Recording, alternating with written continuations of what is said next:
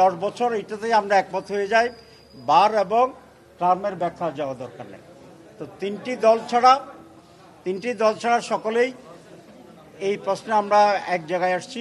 মাঝখানে 15 minute briefing ছিল পারস্পরিক আলোচনা করে, যে জীবনে in the whole life time যে কোনো ব্যক্তি 10 বছর ম্যাক্সিমাম প্রাইম মিনিস্টার হিসাবে দায়িত্ব পালন করতে পারবেন, এটা যতবারই হোক। আমাদের 5 ইয়ার্স টার্ম ন্যাচারাল ওয়েতে এটা 2বার হয়, সুতরাং 2বারের বেশি পরিপূর্ণ টার্মস যদি পূরণ করেন তাহলে কেউ প্রধানমন্ত্রী হতে পারবেন না।